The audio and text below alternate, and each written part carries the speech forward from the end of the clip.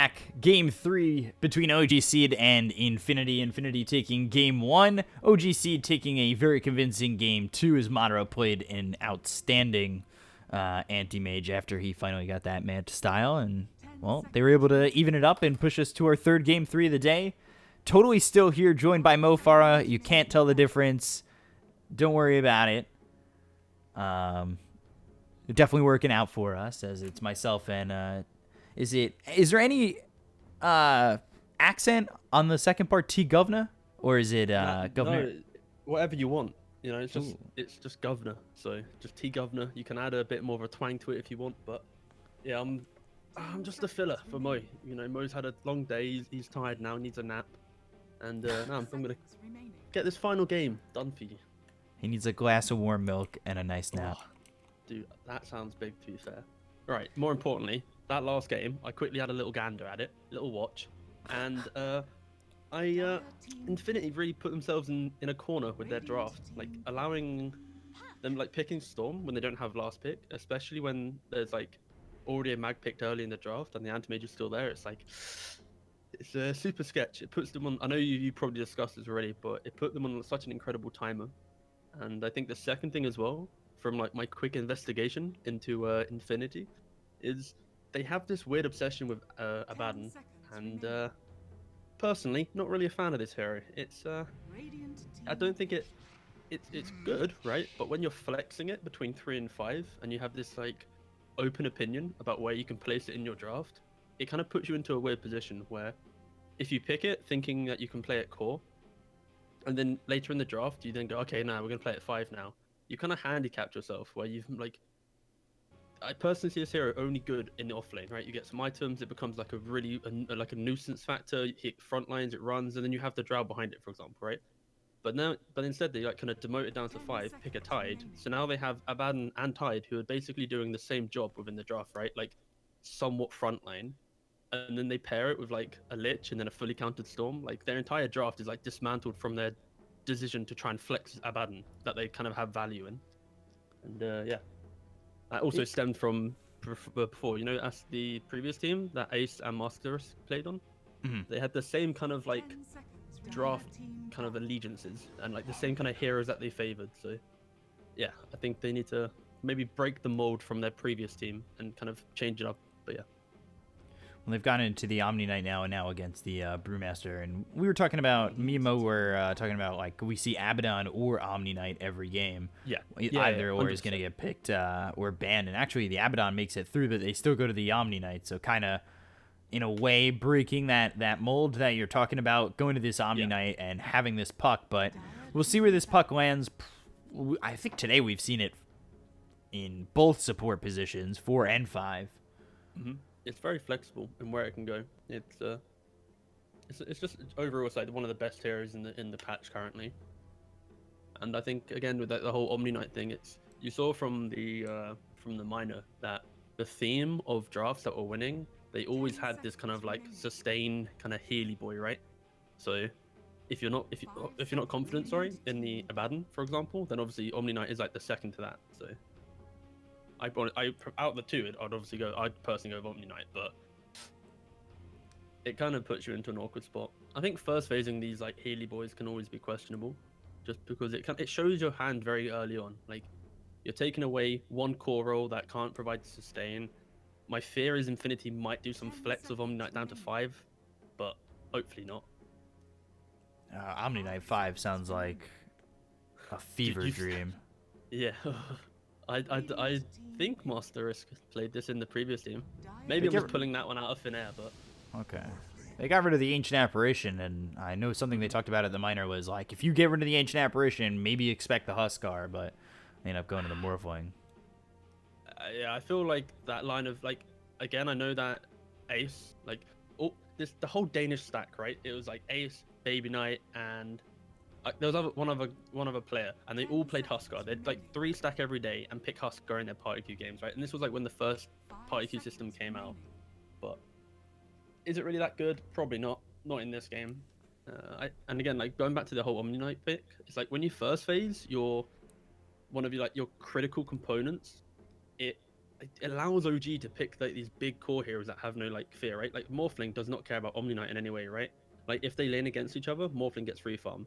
Going into mid to late game, Morphling there's no control, right, from one core hero. So now you're forcing your later picks in the draft to kind of recover the lockdown. So potentially if OG.SEED, sorry, keep drafting like very like cleanly and not going too wild with their picks, and yeah, it's just an awkward spot, and it's only because of like the early Healy Boy pick. Phrasing, I'm coining the phrase Healy Boy, by the way. If you put it on a shirt, I'll wear it. Nice. I'll post it too. Don't worry. But do you think Omni Knight would have made it to the second phase of picking? Maybe, probably, yeah. I wouldn't be surprised if it did. Like, I know it got banned out in game 1 in first phase, and then in both phases, right? So it's kind of like, if I was to look at it this way, it's like OG are like, okay, we don't ban out Omni, they're gonna pick it, right? So this is kind of like the game 3 plan, which is we ban out a hero in the first 2 games, which they know they like. Game 3, if we get to a game 3, we've already got like an idea around this hero, right? So we'll give it to them, and then if they pick it, we're already prepared, right? So I wouldn't be surprised if OG.SEED like start picking their heroes a little bit quicker here, because like they kind of know like the rough draft that should be coming from Infinity, or the style of the draft, of course. So Infinity go to the Bane, which will offer them some more control later on in the game when they've got Fiend's Grip. They've also got Nightmare to work with, and Brain Sap and the Enfeeble. We'll see what they can do in lanes with this Bane. I think OG.SEED are probably going to pick up some aggressive tempo style core right now, because Infinity do lack this ability to take a full team fight in terms of if the Bruce splits and he's able to connect onto the Omni Knight and lift him, they don't have any kind of like hero that wants to frontline right now. So if OG.SEED can pick 2 more cores, or no, sorry, put like a Tiny or Clockwork, any of these types of heroes that are annoying and like in your face, and then and utilize their last pick with like some boss tier core, Infinity might struggle where if the fights go perfectly, where the Brewmaster gets its lift off, prevents the Omni from getting any like spells out, Infinity's drafts fall apart, because again, obviously there's only 3 heroes, but they have no kind of cohesion going forward. So there's an aggressive 4 hero. Yeah. Which is not seen all too often. Laner. No, not at all. But like the perfect thing about like it's the same, like Omni Knight and Brew have the same kind of thing where I guess it's like melee offlane heroes that are kind of tanky. You can pick any ranged 4 hero, right? And Willow naturally needs to have that like strong laning partner. If you don't have that laning partner, you naturally can't pick the hero. So okay, so something obviously we saw shine at the minor in the Phantom Lancer. It's a pretty good hero. It's been consistently good. I think probably for about, I don't know, 3 or 4 months, like even before the last big patch. Like the talents were so good on the hero, and I think it was quite an undiscovered hero where you saw it kind of get picked up a bit at TI maybe, but then obviously it still was like, I think the hidden gem of like previous patch, and this patch it's still a solid hero. It just punishes lineups that obviously don't have like wave clear, right? Like Lich can't kill illusions, Willow can't kill illusions, Brew 100% can kill illusions, but at the rate that PL spawns them, it's kind of like a non-factor, right? And then Morphling doesn't really deal with it. But again, OG.SEED, they have last pick. They have this ability to pick any mid lane, because they can decide right now. The Morphling's a flex pick between safe lane and mid lane, right? And you've seen before, Madara, if he's playing anti-mage, right? They put him mid because Storm mid doesn't do anything to the opponent mid lane. So anti-mage gets a free lane.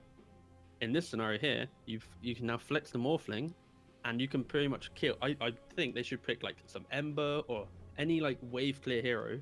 They see what, and then they can get the perfect lanes where if it's like a really easy safe lane, they'll put the Morphling there and put the Ember mid, for example. And kind of that's whole scenario. So yeah, I think they just need any illusion killing mid lane, and like OG.SEED's team is like super solid at like 20-25 minute, that strong timing.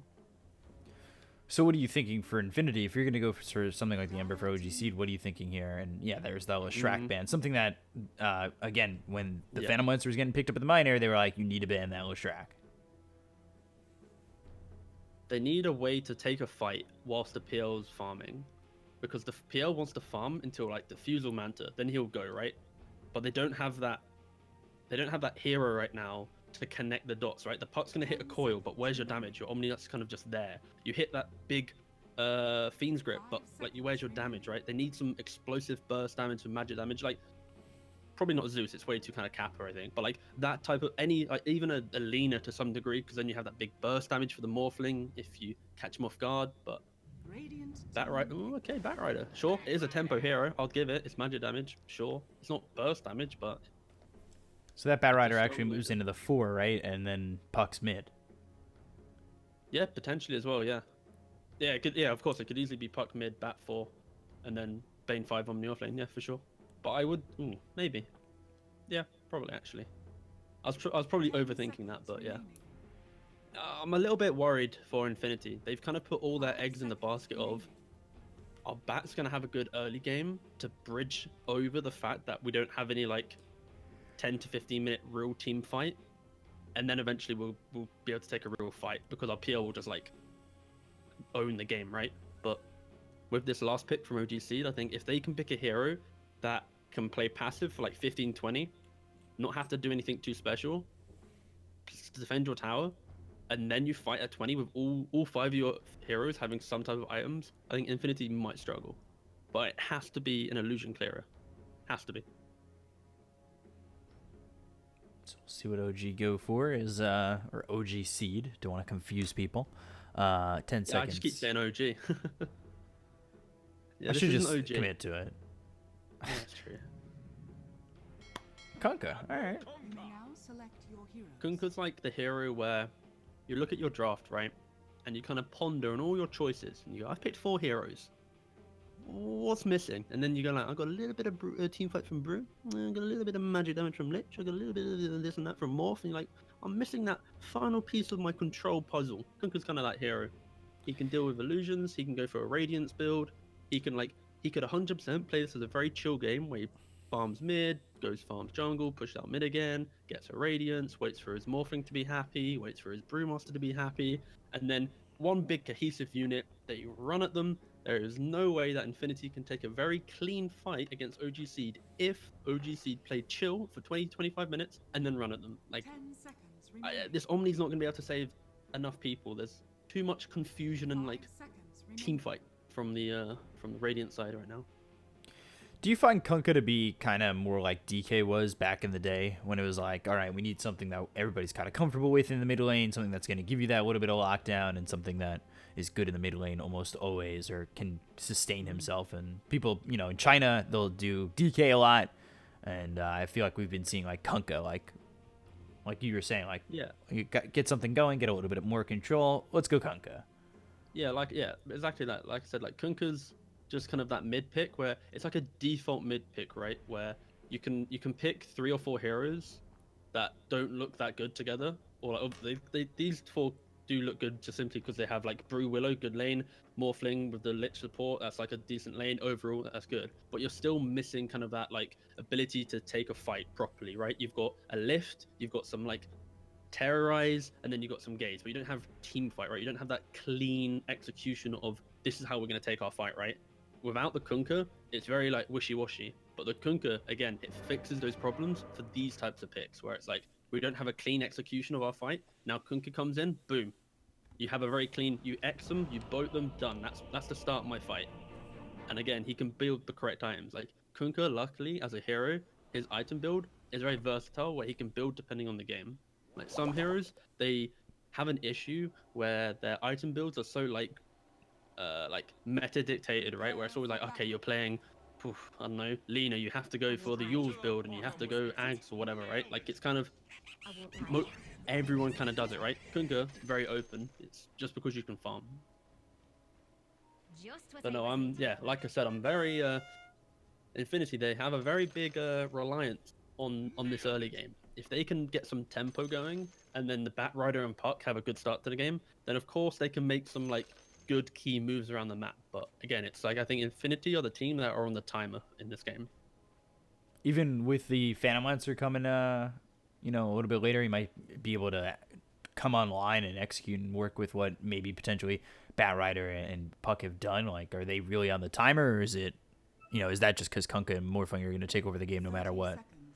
I just think that when you look at like the core pairings right now, or the all core, sorry. So it's like Kunkka Brew Morph. When you compare those three to Omni, is it Puck and PL? It's like it's kind of underwhelming. There's a big discrepancy between like how clean of a fight is between the two drafts. Is there a chance we see Radiant just overwhelm them at the beginning and then just run from there, or is it not that kind of lineup?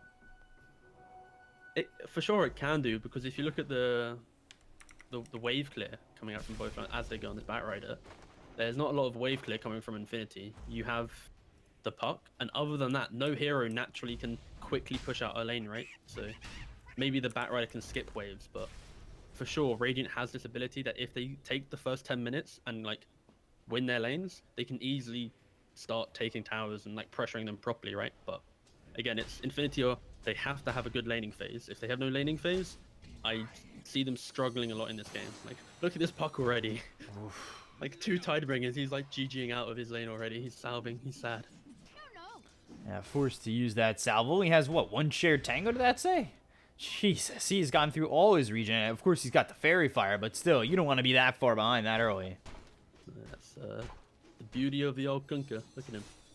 Oh, come on, get the Tidebringer. Can you click? Thank you. 1 second. Nice.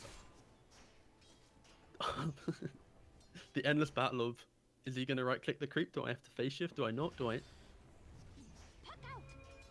Yeah, it's like, it becomes a mind game almost.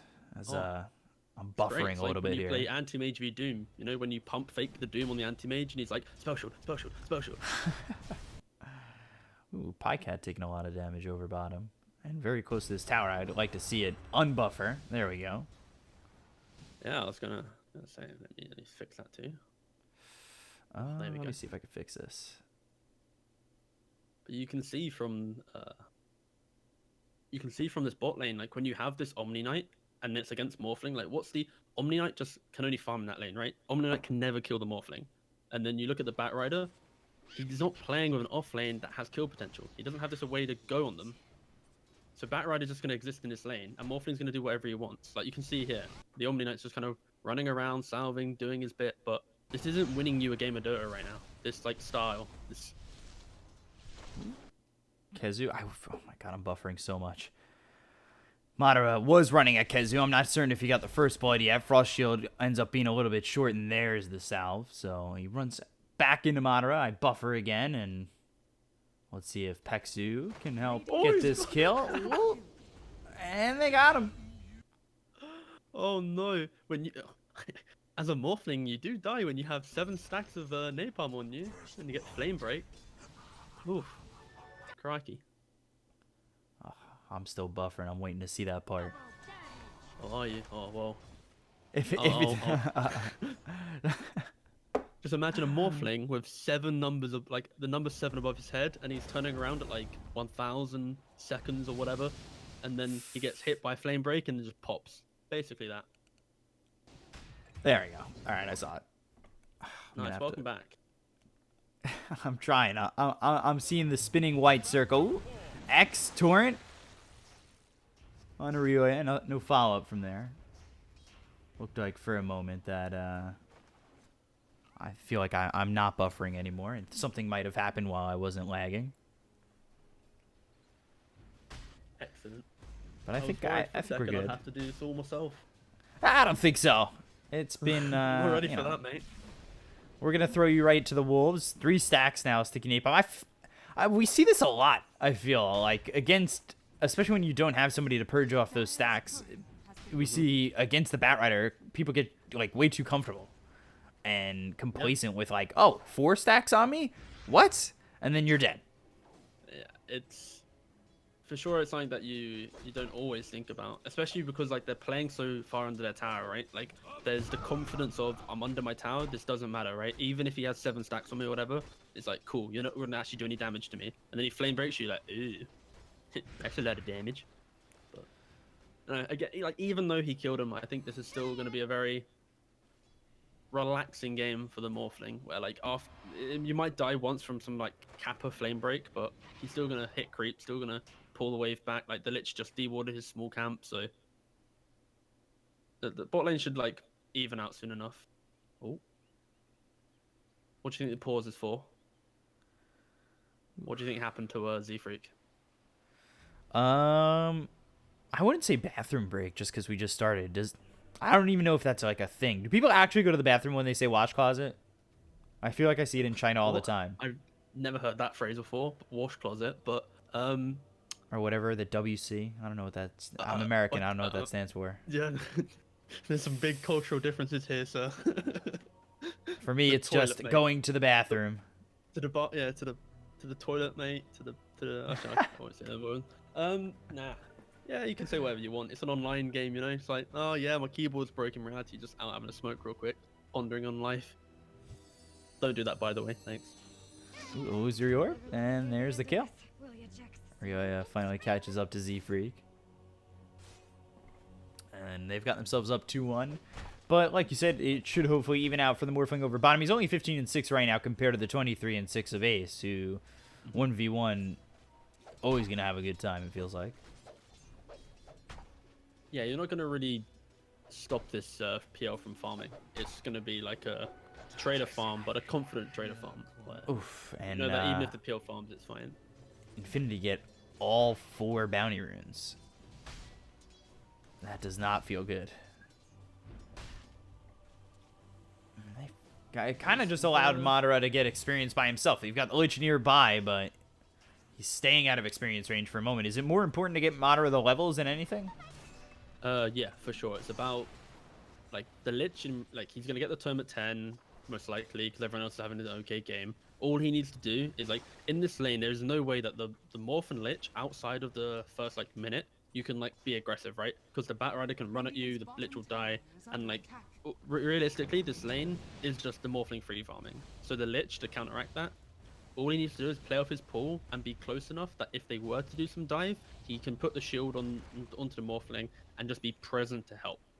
Like, they just need to be passive, because again, this entire game for OG.SEED is playing chill, playing passive, wait for our Kunkka to have a good lane mid, let him get to his timing, and by that time when we can play with our Kunkka, then our Morphling should have already kind of like in background been farming very passively, chill, relaxed, and doing nothing. Like, Infinity want OG.SEED to try and do some unnecessary moves, right? And then hope that they're out of position, waste a TP, get a free tower, like these types of players. Where they're just going to catch Z-Freak, or at least try to. They'll commit the Dream Coil to it, stop that TP while he's in the Shadow Realm, and Z-Freak will try to get himself killed in the neutrals, but won't be able to do so as Ryo gets that last shot. Yeah, so the Willow technically tanked the coil, Brew's now safe, and like meanwhile, this is the thing that you have to realize here is the Kunkka has 45 CS. Of course, he's farming jungle and lane. The Puck's got only 33, so quite a large discrepancy right now. And this is what I meant about the Lich in lane, right? Like, you don't want to be in this lane. If you show in this lane as the Lich, you're gonna die. You just need to be behind your Morphling and allow for them to just be like a passive chill farm. And that's a bit of a poor position coming out from Pepsi. Yeah, he was in front of his morph for just a moment, but even just that moment was enough to make sure that he ends up dead. They've got the Nightmare out here onto the Brewmaster. Ace is going to try and follow this up on a Zibby, and let's see if they can get the kill. Doppelganger over. Zibby just needs to run, and, like, don't give chase. I felt like they were going up while he went down, clearly. But now he's going to try and juke himself to safety. Run, buddy, run! Oh, some speed? He's just going to quell the trees. The courier's going to chase him down for a little bit. He doesn't have enough mana on the PL, though, to get the Lance. So, yeah, this is one alive Brewmaster. Well, he doesn't want maybe one more tree. Have the mana to TP. Now he does. Yep, there it is. Oh, excellent work, Mr. Brewmaster. Yeah, very well done there Instant to survive. Shrine and back to lane. So doesn't lose out on much. Also pick up an Invis rune over top. You can never really tell where exactly that is when it just kind of shows up on the right side like that. But, you have to play off of the vision that you can see, because like we could see the river, right? Which means it has to be top. There's only ward stop. Or we could have cheated and just looked at the rune, but ugh, that's way too easy. Oh, so slams keyboard. Dire's middle tower is under attack. yeah, it's just a relaxing start to the game. This is exactly what OG.SEED want. 1K perfectly fine for them. Infinity, I'd like to see a bit more pressure from them maybe, but Pressure's actually coming out on them a little bit. They look over at the Phantom Lancer. They've got the X, and now Ace is going to be in trouble as he's lifted up by the Torrent. Tidebringer's there. Chessie gets the kill. And it's all of a sudden 4-2 as they get a big kill there on Ace. Yeah, you can see that between the two mid lanes. Oh, the puck's coming in as well. And Waning Rift, Illusory Orb, and just blowing up Z-Freak. It keeps Master Risk close enough where he might end up dead, but the Dream Coil comes through. Now they're trying to get Bane away, but there's the X who will eventually pull him back and gets the Tidebringer to get yet another here. Yeah, I think the key thing to note is when you look at the two mid laners, you obviously got the Kunkka versus the Puck. The Puck's first rotation, he met the Dark Willow in the jungle, used coil, killed them, and then returned to mid lane. The Kunkka's first rotation was an immediate PL kill into then the Puck having to retaliate and like kind of counter rotate. So I think if you just look at mid lanes alone, Chessie's had the better laning phase and the better rotations right now. Sitting over there at 4,500 net worth. I mean, he is having a pretty good time so far. The 10-minute mark, it's about 1,000 net worth lead here for Infinity. Did you think that they were going to be ahead at this point, or is it? I mean, it's only a slight advantage so far. No, not at all. This game, Infinity's draft has no early game impact. Potentially mid-game impact, and then lackluster late-game impact. So, yeah, no, I wasn't expecting Infinity to really be that far ahead in this laning phase. Not gonna lie. Hope that wasn't too brutally honest. I'm not trying to sugarcoat this one. I mean, it's just the truth. It means that they're doing better than expectations, and yeah, honestly, that's good if you're rooting here for Infinity. They're doing okay. They could have easily been a little bit behind, but the fact that they're even is fine. It means that they're setting themselves up for that maybe 16 to 17 minute mark when the PL has Diffusal plus maybe the Yasha, and they might look for a 5-man fight or some type of aggressive move. Like, if they can keep it even until the first move and then play off the whole idea of like positioning, the better vision, the what type of team fight they're taking, are they taking it near an objective, be it the tower, maybe play for Roshan if maybe the Omni Knight's going for a solo crest or something to maybe unlock Roshan because their draft can't do that. Like, if they can like have better tactical choices and take good team fights, because again, both these teams have been quite sloppy in terms of execution at points, right? So if Infinity can execute better at this 15 to 20 minute mark, then potentially yes, they can have some presence, but it's a worrying one. They used the smoke to get over bottom. Batrider and Bane are here, but still, it's a hard kill to get, not only under the tier 1 tower, but against the Brewmaster. If that gets messed up at all and he's able to get the primal split off, like, that could be a huge problem. Waning Rift comes in, though, as well as the Dream Coil onto this Kunkka. They'll send the boat in to get that buff, but we'll see if that's even going to be enough. He looks over at Ryoya for a second, tries to run Purification, and they'll get the kill into Chessie. Just a little now bit they'll look for the there. Lich. Lasso comes in, stops the TP. Easy kill. Ryoya now dominating.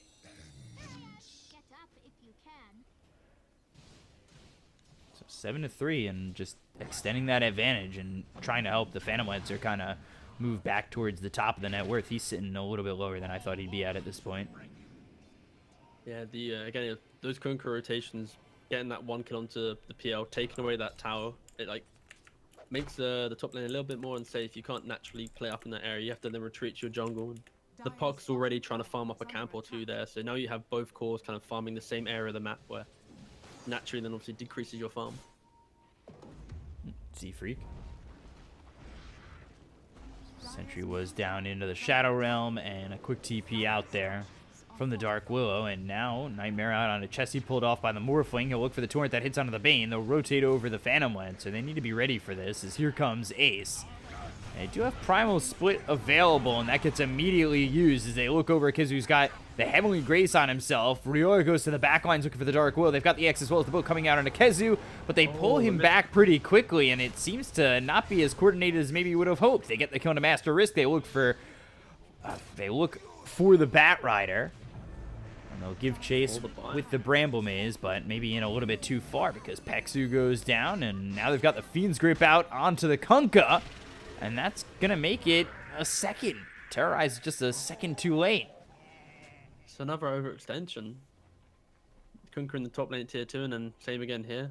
He was at like 2200 gold about 2 minutes ago, and he's now only at 2400 gold. So he's really delaying his Radiance timing. Like, the start of that fight was like how you should execute those fights. You go onto the Omni Knight, force him to like look away, like he can't just cast spells to aid, and then obviously they got the Bane kill, that's fine. But then after that, as soon as you see the Omni Knight and the miss combo, it should be like, all right guys, we missed our spells, let's get back, let's accept that we kind of made a little mistake here, reset, farm, and then go again when we're like all back together and our like farming patterns have aligned, right? So a little overextension from OG.SEED. Gets a Kunkka caught. Morphling just about 6,000 net worth. Not too far behind the puck and a little bit ahead of this Phantom Lancer for the moment. Yeah, we'll see if he can.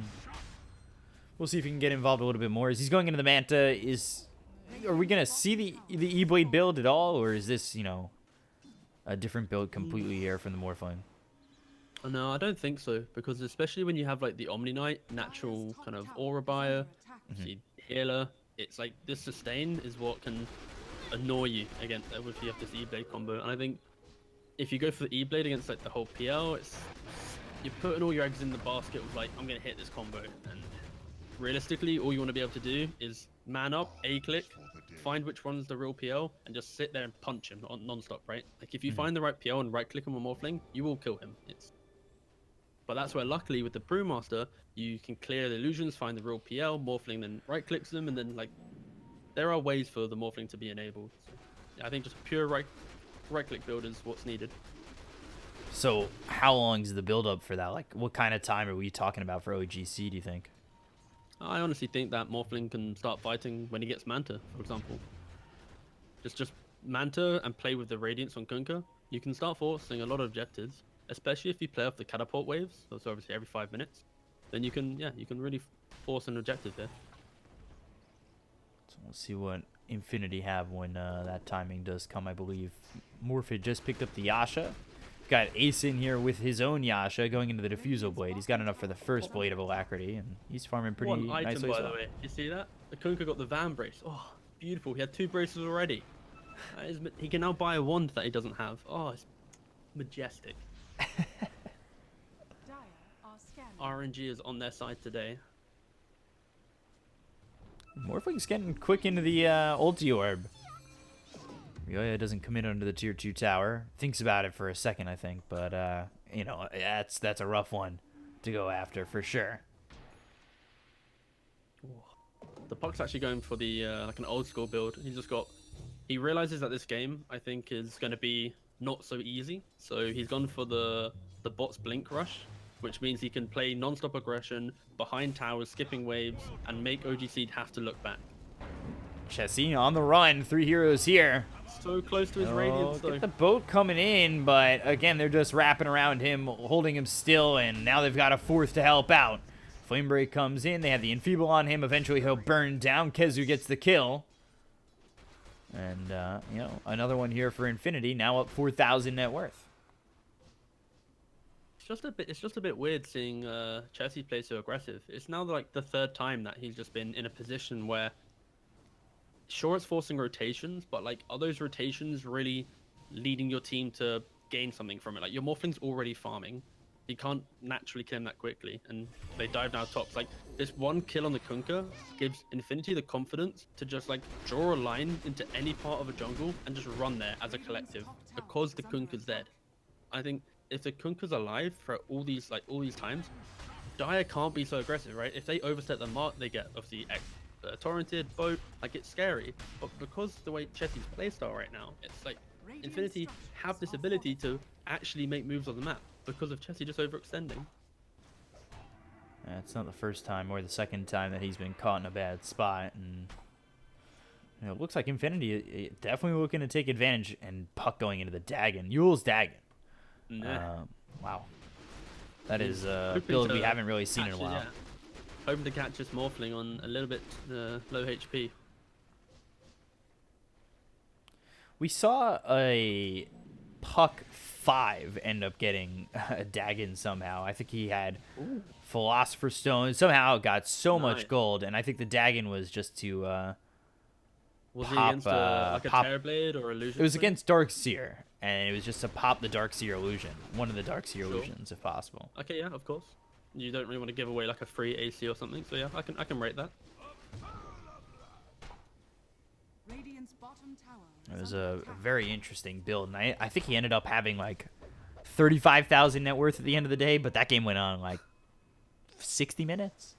Oh, yeah, games don't go on that long. I think the average game time was like 34 minutes or something. 33 minutes maybe. Like it's not very long in terms of like for most patches.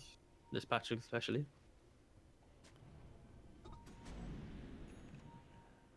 So there's the Radiance finally picked up. They've got the X as well as the Torrent landing. Tidebringer and the Thunderclap coming in from Zibi, but they've got Kezu here, so let's see if they can still get the kill. They will. Pycat ends up dead, and now they'll look over for the Omni Knight. Terrorize coming through, but that's not going to hit on anything except some branches. And, well, they only Nice get TP one. from Kazu.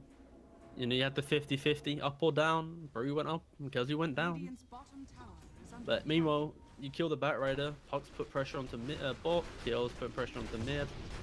The cores on Infinity Ooh, are farming. Fiend's Grip coming through onto the Brew, but he's got the Primal split to work with, so is this the fight that you were looking for? And now they've got the Cyclone, they've caught the Phantom Lancer. Do they have the Yeah. follow-up to get the kill? Ace now on the run, they'll silence, get the though. stun with the stones. Yeah, that's 2-man silence with the Waning Rift coming through, but He they've just got got the the X X once off. again. And the boat with the Chain Frost. It's just enough to finally get Ace. It'll bounce around with an illusion. That really hurts Master Risk. They'll get themselves a second, potentially a third, through the Bramble Maze. Kizu will navigate. He's got the Heavenly Grace, but still X and the Torrent to pull him back right into the hands of the rest of the Radiant side and make it a third for the side of OG.SEED. Yeah, I think that was a product of Infinity feeling a little bit too kind of gun-ho there, where they just played that move top, right, where the Batrider died, the Omni just TP'd out, and like as two of your team, like one died, one TP's away, so they have no presence on the map. They're then trying to make an aggressive move. Well, OG.SEED haven't used any TPs to make this play. They just ran top, which now means they make this play mid. OG.SEED can always react TP and then punish it. So a little bit of miscommunication, I think, between Infinity, where they were trying to make a play but didn't know about TPs and stuff. So it's a little bit it's- awkward. Especially making the play on the Brewmaster, it seemed like it was, if you're not going to get that kill, he's going to split, so... Oh yeah, and this is the thing about the brew pick. It's like Infinity don't have any heroes. Like if you can, like silence him with Puck, or if you grip him with Bane, and then like any of these spells, then maybe you can kill the brew. But in reality, you don't have enough like continuous lockdown from the side of Infinity. So this brew TPing, he can be super confident, because even if they do jump him, like they're not going to kill him right now during the time in which a single grip hits him. They'll get him really low, but I don't see him like instantly dying. Simply because in this scenario, Infinity weren't 5 people there. There was like 2 people, and then like their Puck was running in. Like they didn't have the numbers straight away. Overall, it was a good move from OG.SEED, just making sure that the Brew's TP was first. If anyone else TP'd there, it probably would have just led to a death. But Brew doesn't die. Waning Rift Maybe. as well as the Dream Coil. Now he's on the run. He doesn't snap the he Dream just Coil. still They've got the doesn't rest of die. the team here. Yeah, he's quite tanky, and they're going to get another kill on the Pycat. Yeah, I mean, that is... like, we just discussed this. The one hero that Infinity cannot kill in their minimal lockdown is the Brewmaster. Fiend's Grip onto the Dark Willow. Ryoya comes over. Waning Rift. Cinder Brew thrown out, but not going to be able to save Z-Freak. They've got the Lich right here with Chessie, so do you really want to make that move? Sinister Gaze, boat, phase shift. Just does not time out the same. He attempted to go for it, but it's not going to land. He tried to style on him, that's for sure.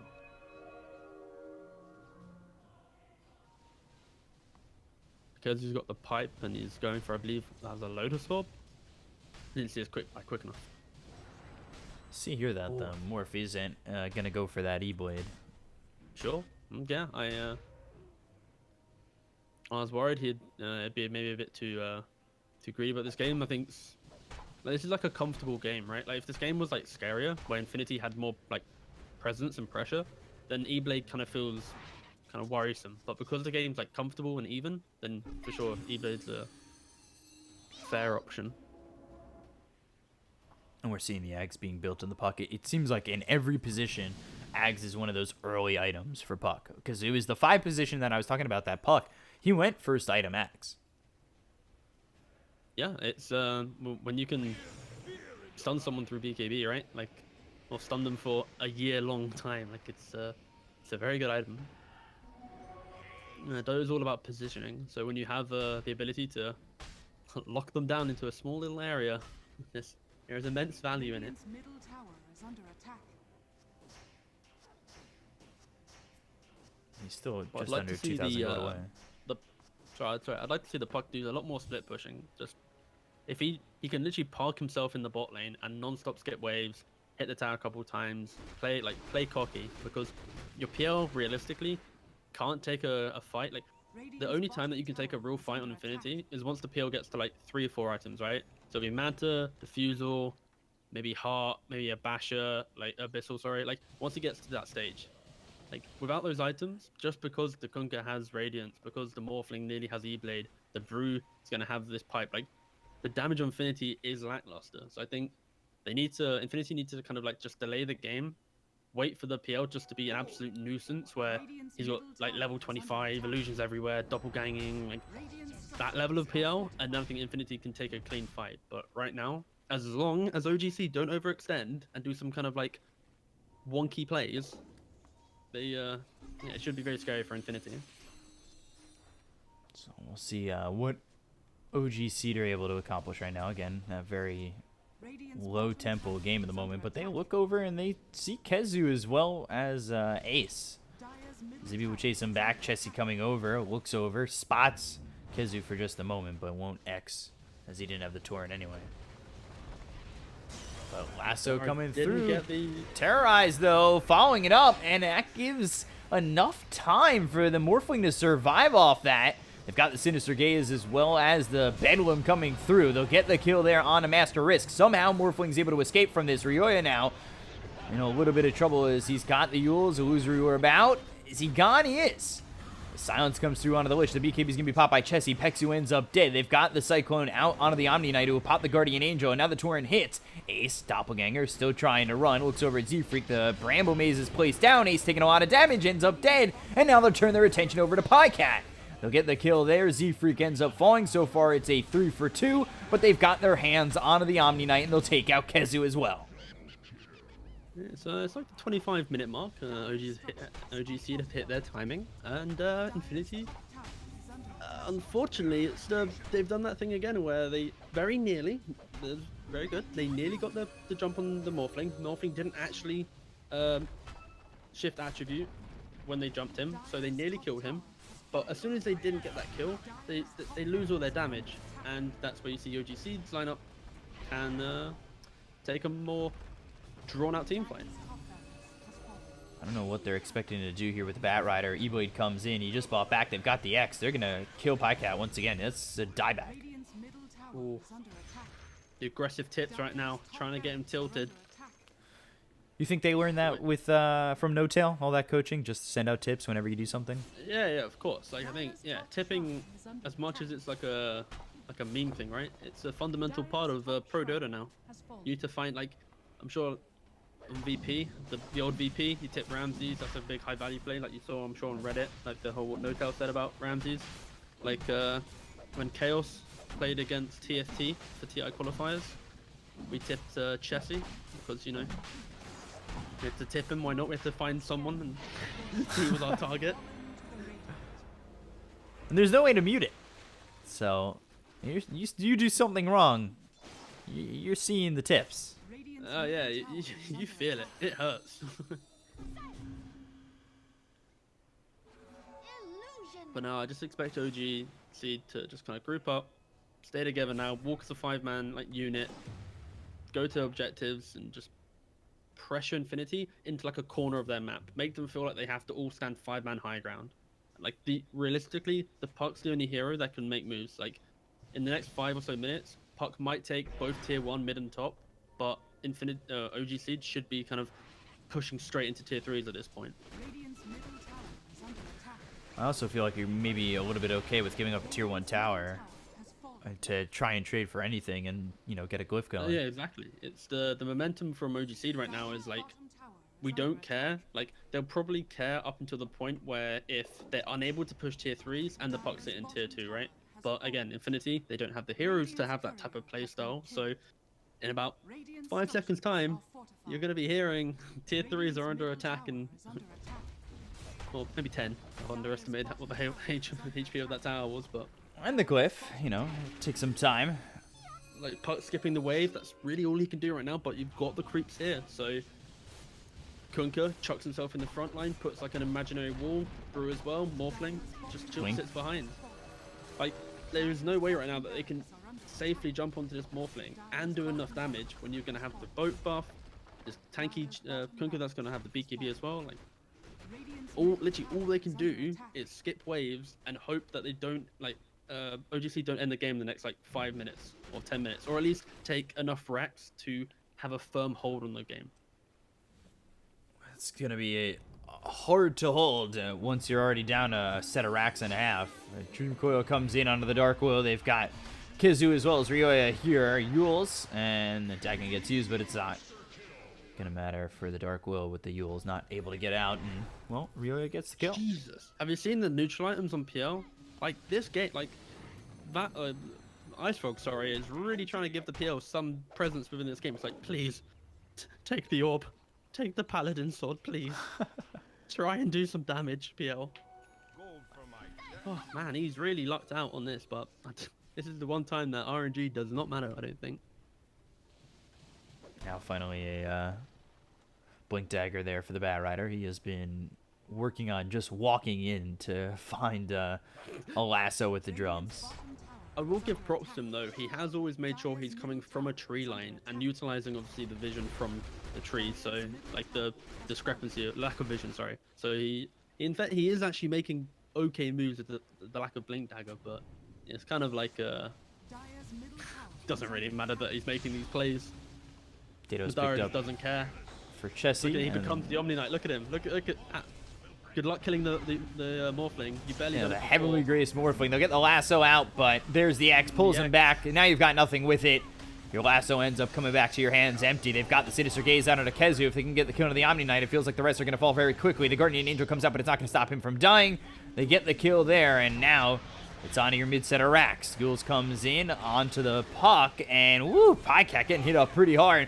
Madara goes in a little bit deep, and, well, he'll be able to survive as the Chain Frost sends back the Bat Rider. They've got the Doppelganger away there from Ace, but Waning Rift with the Dagon gets the kill on a Peksu. Ryoya at least gets one, but your set of racks Dara's over mid good. are gone, and your range racks is gone Mega over creep. top, so it's Mega Creeps.